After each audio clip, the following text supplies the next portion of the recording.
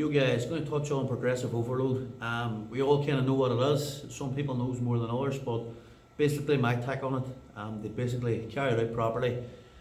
I do see it being abused and people saying it doesn't work and different things. So I'm just going to give my thoughts across how I implement it, with my clients, and hopefully kind of clear up a few things with a few people. Progressive overload, obviously, what are we trying to achieve? We're trying to progress from session to session. But to do that, we basically need to lock a few things down. And one for me, the big thing is form. We need to lock down form as a variable, so we can compare that equally to the next session. So, for example, if you're doing a bench press, and the first session you're basically doing a 3-second negative and then powering up, and that's what you set your goalposts off. The following week, if you're doing that same exercise again, and you beat it with a heavier weight, and basically say you beat it or else beat it with more reps, you can compare the two. If the week before you're doing a 3-second negative and a power up, and the next week you beat it with, basically you're just repping the weight out. Form and tempo has to be locked in for this to be effective. And for us to do that, we basically need to take ego completely out of it, which I see a lot of people basically falling down short on, is the fact that they're just trying to beat a number. They're not actually trying to progress. They're progressing at all costs. No, they're writing down in the logbook that I beat that weight, or we've beat them with the reps, but they haven't actually truly progressed because the form wasn't locked in. So number one key thing is lock your form in, lock your tempo in, whatever it's going to be. I like a nice 3-second negative, for the fact is that negative part of the reps is very, very important, and it's going to strip a lot of fibers. So bench press, you're going down 1, 2, 3, boom, power up, and a slight pause. So just standardize your form, number one most important thing. From there, basically, you're looking to either add reps or you're either looking to add weight. Now again, on this, I only add a weight if you're getting a good solid 12 reps. And what I mean by that is it's basically a perfect 12. So if you're struggling to get 8 reps, or if you're struggling to get 10 reps and the last couple of reps are sloppy, you do not progress that weight.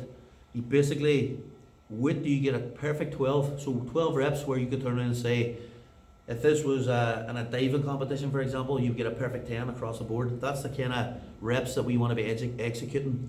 And then, only then, you up the weight.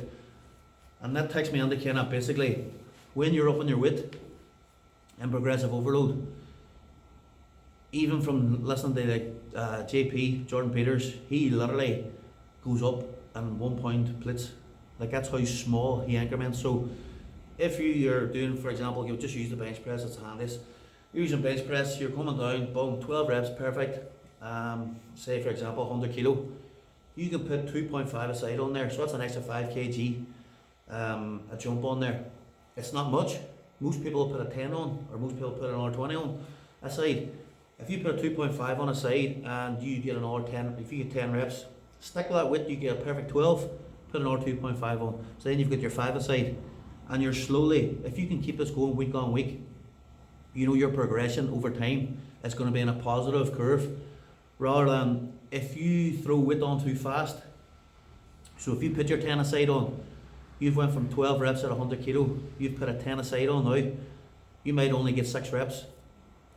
And then 6 reps, your form's probably suffered. So you can't even compare it. You know what I mean? So you kind of get where I'm going here. Form number one, and your weight increments needs to be small. And doing this, it just means that you're going to be progressing for a longer period of time. If you try and jump too fast, sometimes your strength will take a hit straight away, straight off the bat. Your strength will take a hit, and you'll only go so far, and you'll have to back down the weight again. So number one, get the form locked in, small increments on the strength, and you will be successful, and the progressive overload will serve you well. Another thing which some people do get frustrated with, if you're constantly logging your workouts, and say for example your third exercise in, so you've progressed your lifts on your first 2 exercises, say you've got 2 big PBs, comes to the third exercise and your numbers aren't beat, you've actually maybe went back in the numbers, so you've lost reps or whatever.